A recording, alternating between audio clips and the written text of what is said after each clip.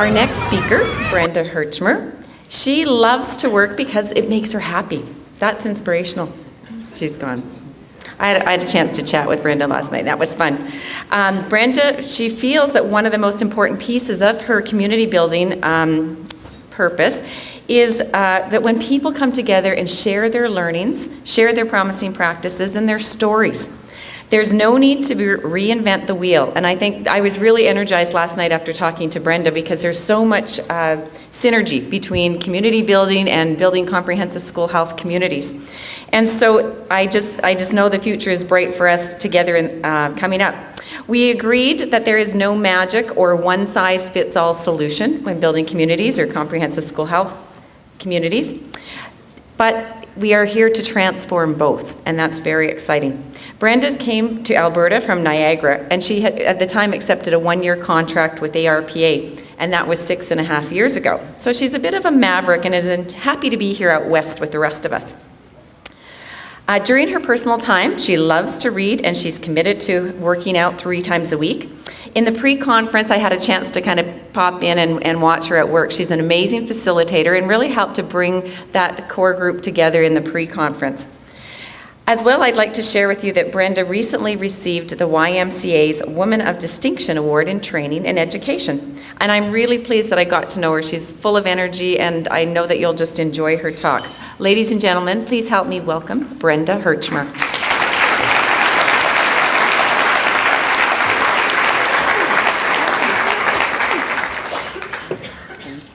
Good morning, everyone. Hey, Riley, you're a tough act to follow. I'm thinking both Minister Riley, sorry. So it could be, you're probably right. But I'm thinking both Minister Rodney and myself are wishing we'd worn a tie. So, but thank you, Joyce, as well for that introduction. You know, introductions are kind of a hit or miss. People get your bio and they introduce you, and you get what you get. But that was lovely. She actually interviewed me, which I thought was kind of nice.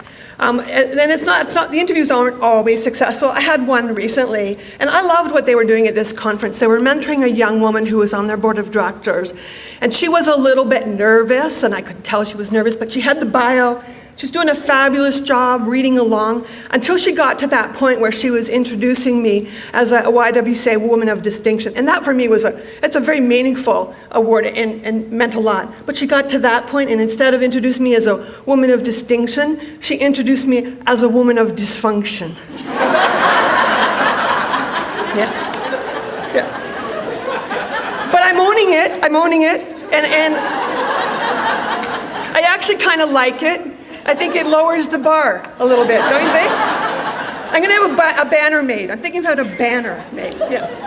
But I was also struck by the quote, the Nelson Mandela quote that Joyce referred to about us all thinking of ourselves, and I don't think I've ever thought of myself as either being brilliant, gorgeous, or fabulous. I don't think I've ever been described that way. But what I think I have been doing a good job of, and it's why I'm so excited to be here, is working with, I think now over 60 or 70 communities across Alberta and now across Canada, and listening to really smart people like you and the amazing work that you're doing at the grassroots level. And that's why I'm so excited to share these learnings with you today. A lot of these learnings came from initiatives that I was involved with, mostly through Alberta Recreation and Parks Association. So initiatives like Active Communities and Choose Well and ACE communities across the province. So I'm excited, and I have the top 10 leadership learnings that we've gained across the province. So let's get started. And I'm looking, and some of you look a little bit uncomfortable, and I'm not really going to make you do any kind of exercise or anything, but I would just like to invite you to stand up and turn your chair square to the front of the room so you're not straining your neck. Would that be okay?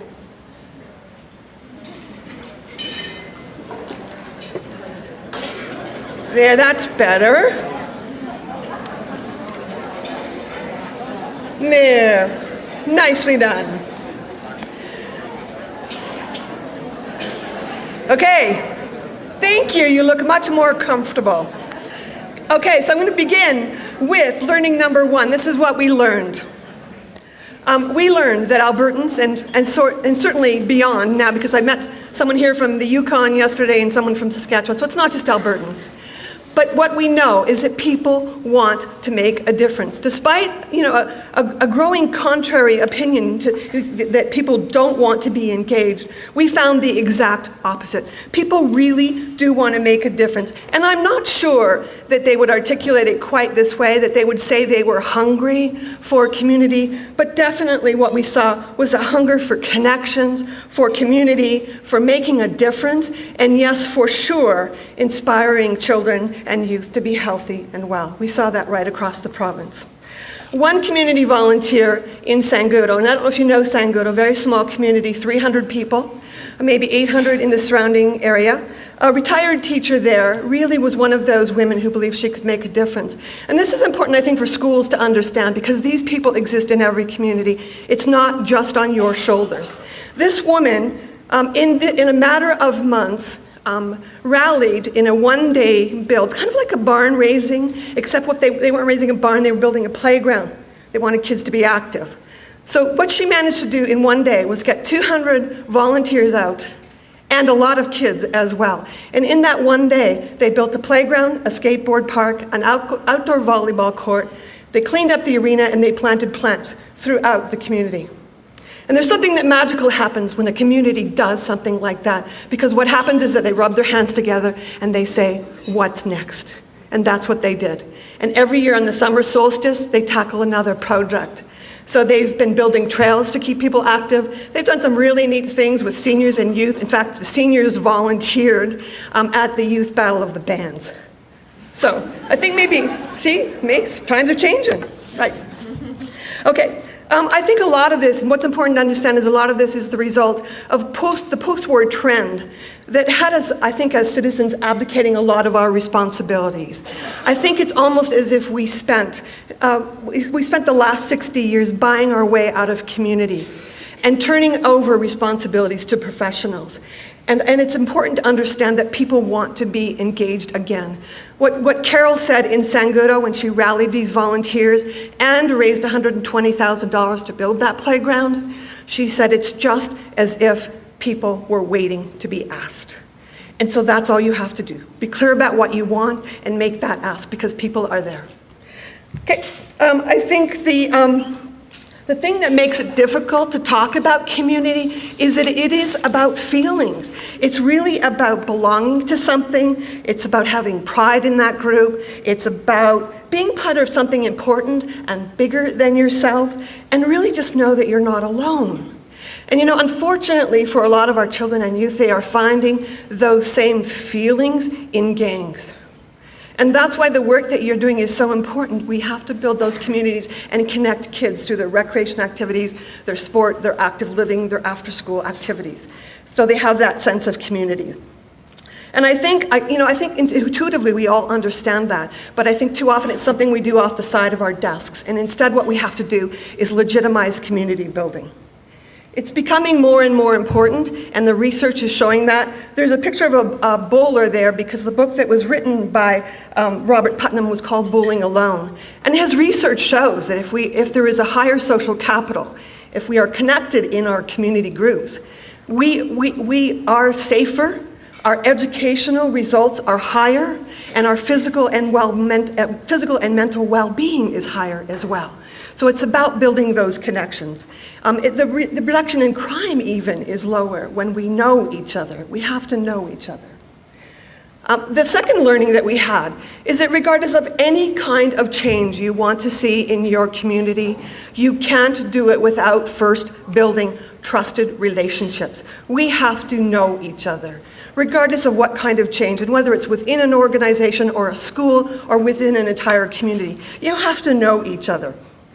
And I think that became really, really clear to me in one meeting where we were meeting with some health professionals who are talking about going into a community and starting to measure and weigh.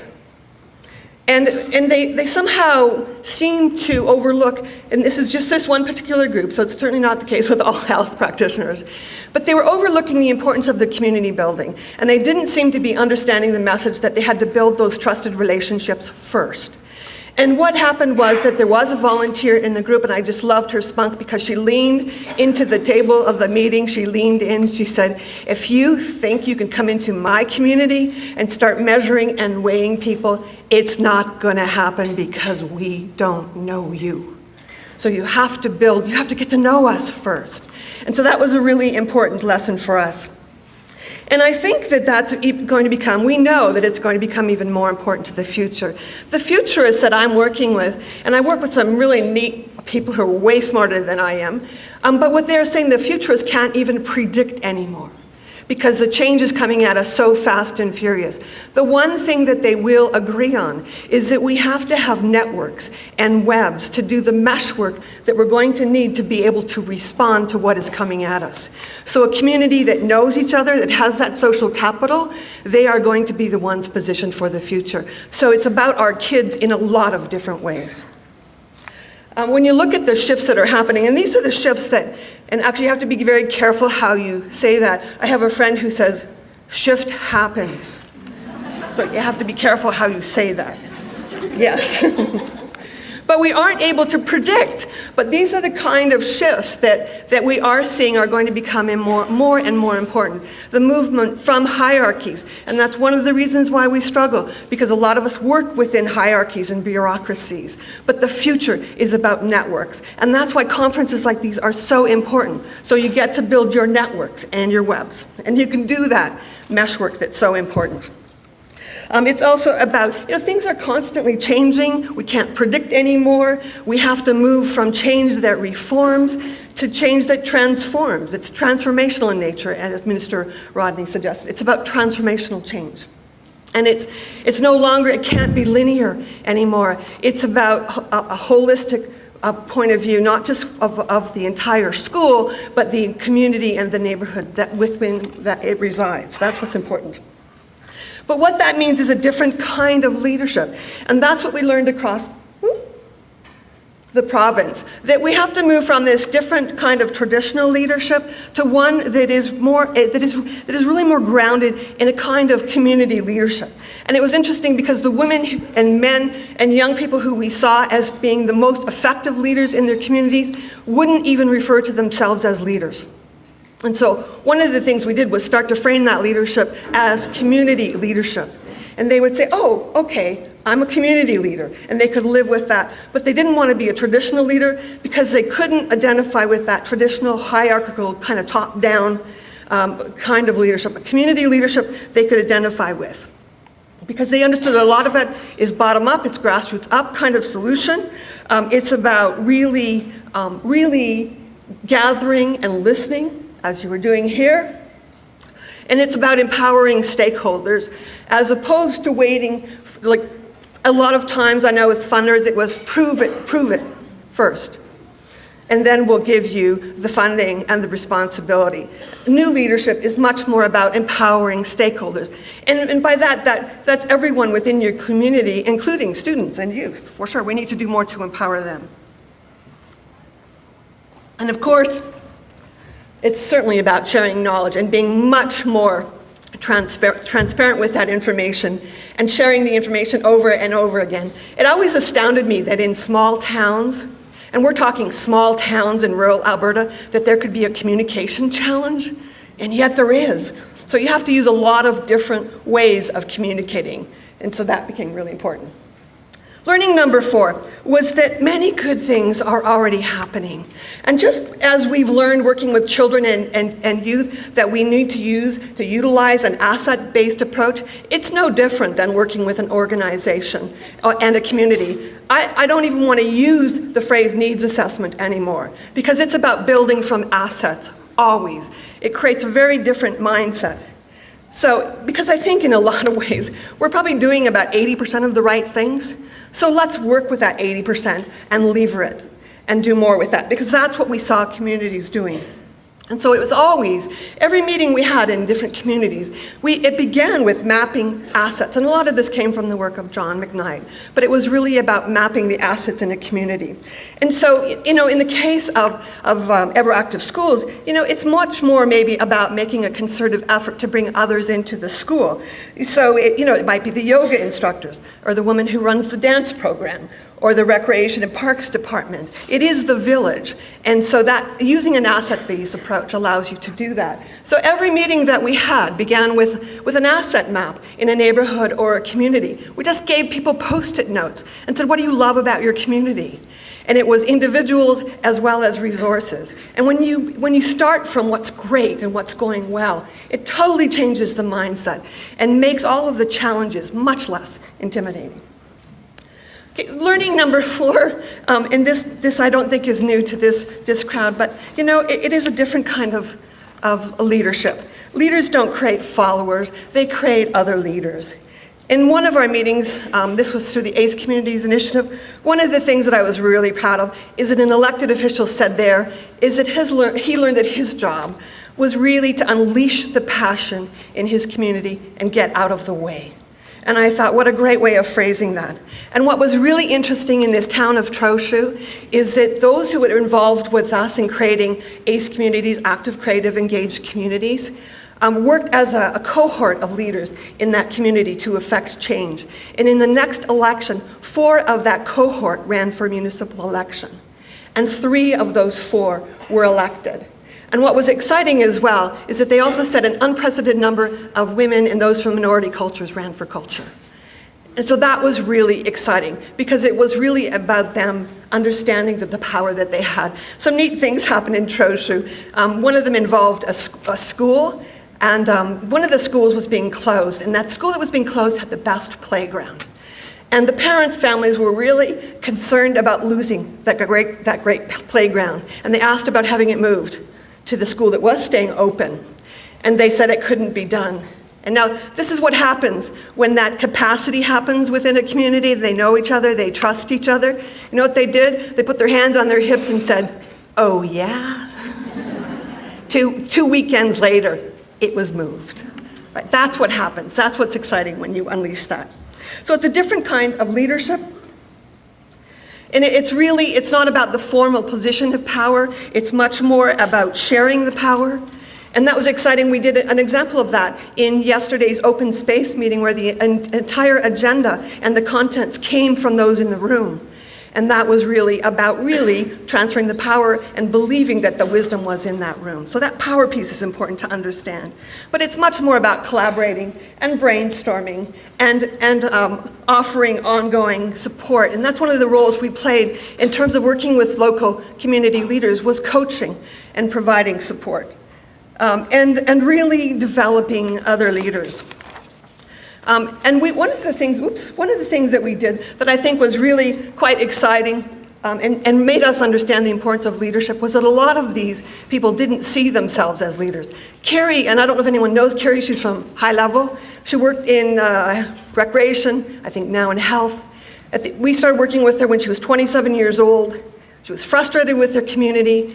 The town council was overriding their own bylaws, one of which was that they allowed, because it was hard to get builders, there was a housing shortage, so they finally got a builder up there. And the town overruled their own bylaw and allowed an entire subdivision to be built without sidewalks.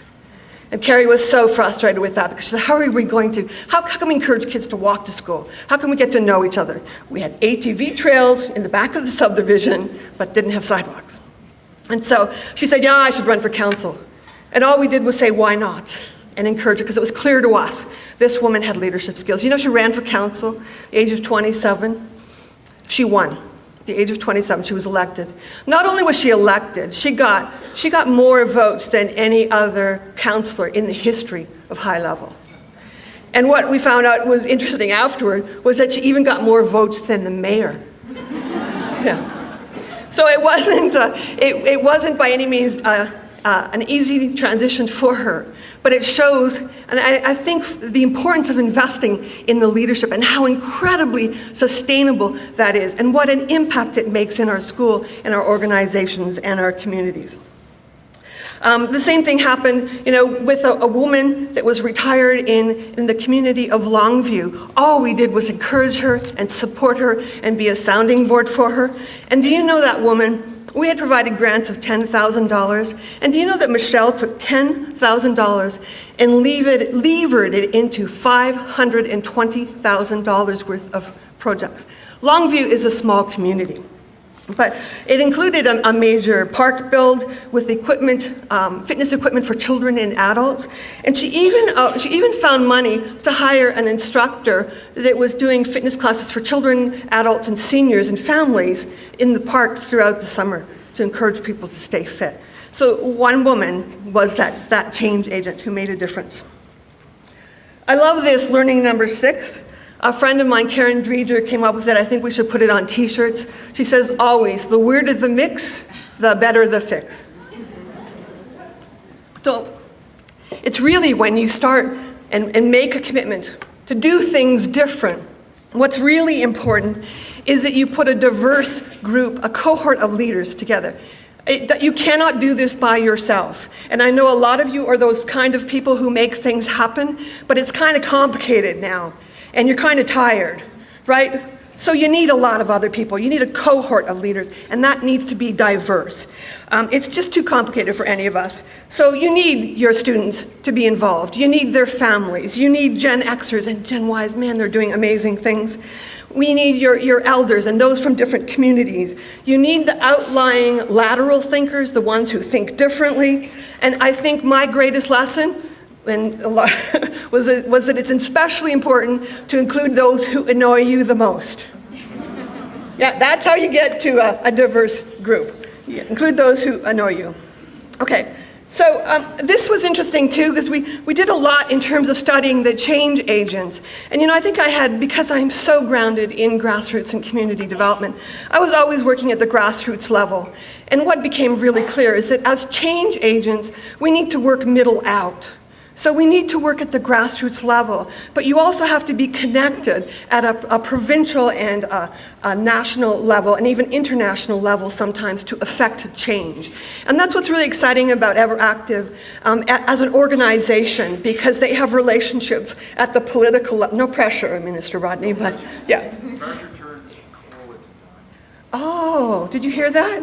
He said pressure turns coal into diamonds. So pressure can be good. Right.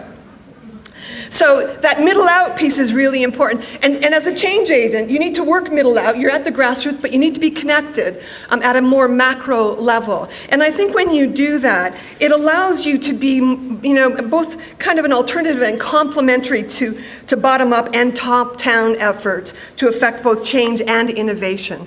So it's just a different way of thinking about leadership. And of course, that's easy to say, but it's really complicated. It requires a complex set of skills and knowledge, and the community developers that I've worked with are really demonstrate constantly a combination of art and science in terms of what they do, because it's about facilitation and social media and planning using a community development approach. And so we can't assume that people automatically have those skills and those talents. And so one of the things that I made a personal commitment to was ensuring that we could bundle that in training and a certification process. And one of the things I brought for you at the front desk, there's I have some business cards, but I have a code that will allow you to participate for free in one of the introductory webinars called Introduction to Community Building and Community Development. That's part of the certification process. So if you're interested in learning more and about taking on that role, those cards are at the front desk. So how do you support community change, learning number 8? There really are 3 paths. And this will sound very simple, and yet it's what we saw time after time, again, in communities that were successful. The 3 paths really begin in the center ring. You can see it's really about bringing that cohort of local leaders together, or whether it's not just local, because this can also happen at a national or a provincial level as well. So if you think about Sangudo, it was Carol, this woman named Carol, and her best friend who was a bank manager. They started at the core. They recruited more of a core team, and we supported them with leadership training and coaching. So that core team then is who we supported to do 2 things. And the first is a short-term project, and it doesn't matter what the short-term project is. It's just something that you all agree is important. And that builds the strengths and the connection between you and shows you how to work together. But I think more importantly, builds the trust. So you have that low-hanging fruit and that quick success. But what you also need to do at the same time is that longer-term planning. And so while Sangudo started their short-term project was that playground build, their long-term project involved more long-term planning related to quality of life. And what's exciting and what we're seeing now is that they're even impacting the economic impact in their community so kids don't have to move out. In a very short time, I think this may not sound like big numbers, but this community of 300 people created 20 new jobs. And enrollment in a school that was threatened to be closed increased by 23 participants, 23 new students in 1 year. So we're seeing a huge impact in terms of what happens when you support the leaders. And these are just some examples, and I don't have enough time to go through all of them, but I am making the slide deck available, and so you can go back to it and refer to it, because what I wanted to demonstrate is that these communities had free rein in terms of what their projects were, but almost all of them relate in some way to active living and keeping people healthy. So, so it was really about information sometimes, or website, or trails, but all kinds of really exciting things. In Hinton, they decided to build not just an ordinary community garden, but an organic community garden. And something really exciting happens when a community has a collective vision, because all of a sudden everyone gets on board. For instance, the hotels decided to provide their organic waste for fertilizing. The Trans-Canada pipeline had gone through, and they had just finished replacing the pipeline, and I don't know if you know it, but they took greenhouses with them because they have to replant after they dig up the ground and make it look the way it did when it started. So they had these 2 greenhouses, and guess they were probably valued, I think from what I understand, of over $60,000. Guess who they donated them to? Hinton. Hinton really thought that was a pipe dream. Those greenhouses were a long-term plan, but things kind of come together, and that's what makes that exciting. Learning number 9, there is no one best way. That's what I really want to stress. I can't tell you how to fix your school, your organization, your community, your neighborhood, but we do have that process that I shared with you. I think you can't assume that anything you hear is an idea that's fully baked. I think that you have to accept that your job is to be really alert to what's happening in your community. And as David, a speaker yesterday, talked about, really about being in the moment and listening and responding rather than leaving it to someone else. And it's really just about supporting a process for change. You don't have to do it. You just have to support the process of bringing people together. You don't have to have the answer to a problem. If bullying is a problem, you just invite people to the table to be part of the discussion. You don't have to solve it on your own, and you can't. It's too complicated. Embracing community development is part of that, and that slide is there for you for reference in terms of explaining more about what community development is about. And the last slide, and this is, I think, if you don't take anything else away, I hope that you take this away, that with or without a title, you can be the one to lead the change. We have to encourage all talent. I don't think doing work, it no longer requires a badge or a title within a centralized organization. Anyone, you don't have to have pre-approval, you don't have to have the vetting. You can make a difference. You can make a difference. And I think this talent inclusion, across ages, across genders, cultures, sexual orientation, it's essential for solving these new problems as well as finding new solutions for old problems. It's really about coming together. And I think, as I stressed, that your job is really about the process of bringing people together and help people figure it out on their own, to help people help themselves. I'm really excited about the potential of those in this room to make that happen. There was a palpable energy the minute I walked into the room yesterday within this group, and I got to tell you that does not always happen at conferences. There's something special in this group. And I know you understand this. I hope that I've given you some tools and some ideas that will help with that. But I got to tell you, for one, I can't wait to see what you do next. Have a great conference, and thank you so very much.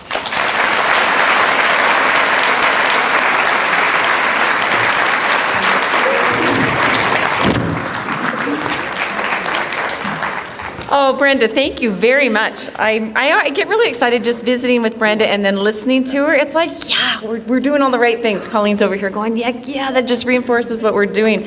I love that there's no best way. We all come from different schools and different communities, and so if we cut out these paper dolls and tried to insert them into every school, big mistake. Huge, right? A holistic approach. Part of the findings, and so that's what we do with comprehensive school health, a number of priority areas and a variety of ways to implement them.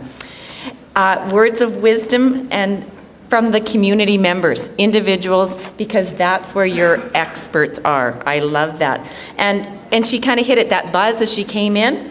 I think it's the weirder the mix, the better the fix, and so we just generated that energy this morning. So ladies and gentlemen, as we go forward, I hope that we will unleash our passion, as Brenda mentioned. Please give her a round warm of applause, and thank you.